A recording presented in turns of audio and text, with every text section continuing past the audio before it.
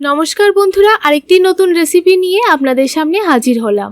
আমি তনুজা, আপনারা দেখছেন তনুজাস কুকিং ক্রিয়েশন।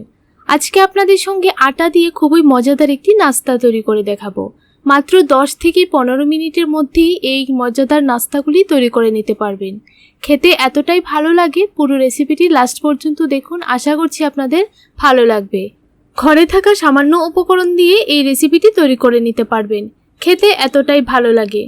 তাহলে চলুন বন্ধুরা, রেসিপিটি দেখে নেওয়া যাক। এখানে একটা বাউল নিয়ে নিলাম, আর হাফ কাপ দিয়ে দিলাম আটা, তার অর্ধেক দিয়ে দিলাম সুজি। এবার একটা বড় সাইজের গাজর গ্রেট করে দিয়ে দিতে হবে। তারপর দিয়ে দেব দুটো আলু গ্রেট করে। এবার দিয়ে দেব একটা মিডিয়াম সাইজের পেঁয়াজ কুচি কুচি করে কেটে। তারপর ঝালটা বুঝে কাঁচা লঙ্কা কুচি দিয়ে দিচ্ছি। ঝালটা অবশ্যই আপনাদের টেস্ট বুঝে দিয়ে দেবেন। এবার অল্প একটু দিয়ে দিচ্ছি গরম মশলার গুঁড়ো। তারপর দিয়ে দিচ্ছি অল্প একটু জিরে গুঁড়ো, অল্প একটু দিয়ে দিচ্ছি ধনে গুঁড়ো।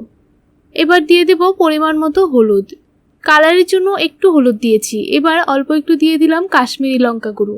এবার শুকনো অবস্থায় ভালো করে হাতের সাহায্যে মেখে নিতে হবে। প্রথম অবস্থায় জল দেবার প্রয়োজন নেই। দেখুন ভালো করে মেখে নিয়েছি। এবার অল্প অল্প জল দিয়ে একটা ব্যাটার তৈরি করে নেব। খুব বেশি যেন পাতলা না হয় সেদিকে লক্ষ্য রাখতে হবে। আর যেহেতু এখানে আটা এবং সুজির পরিমাণটা কম করে দিয়েছি, তাই জলটা কম করে দিতে হবে। এবার ভালো করে মেখে একটা সাইড করে রেখে দিলাম। তারপর চুলার মধ্যে একটা কড়াই বসিয়ে 1 টিস্পুন দিয়ে দিলাম তেল। এবার হাফ টিস্পুন দিয়ে দিলাম আস্ত জিরে। ভালো করে স্প্যাচুলার সাহায্যে একটু কুক করে নিতে হবে। এবার দিয়ে দিচ্ছি অল্প কিছু কারি পাতা।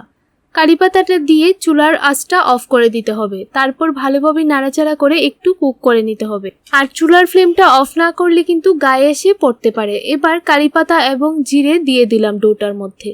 তারপর ভালো করে স্প্যাচুলার সাহায্যে মেখে নিচ্ছি। এবার পরিমাণ মতো দিয়ে দিলাম নুন। নুনটা অবশ্যই আপনাদের টেস্ট বুঝে দিয়ে দেবেন। তারপর খুব ভালোভাবে মেখে নিতে হবে। এবার একটা সাইড করে রেখে দেব। তারপর চুলায় একটা কড়াই বসিয়ে দিলাম। পরিমাণ মতো দিয়ে দিলাম রিফাইন্ড অয়েল। আপনারা চাইলে তেলটা আর একটু বাড়িয়েও দিতে পারেন। তারপর ব্যাটারটা দিয়ে দিলাম। ঠিক এইরকমভাবে দিয়ে দিতে হবে। আর স্প্যাচুলার সাহায্যে তেলটাকে ঠিক এইরকমভাবে উপরে দিয়ে দিতে হবে।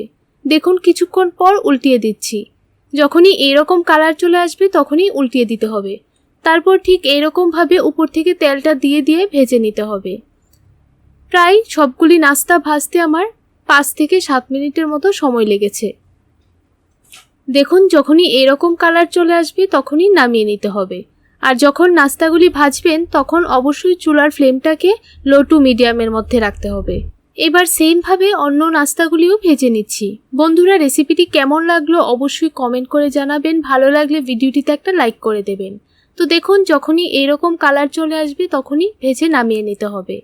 আপনাদের কাছে রেসিপিটি ভালো লাগলে অবশ্যই চ্যানেলটিকে সাবস্ক্রাইব করে আমার পাশে থাকবেন। তো দেখুন একটা প্লেটের মধ্যে সার্ভ করে নিলাম। তাহলে বন্ধুরা, আজকের জন্য এতটুকুই। দেখা হচ্ছে নতুন আরেকটি রেসিপিতে। আপনারা সবাই ভালো থাকবেন, সুস্থ থাকবেন।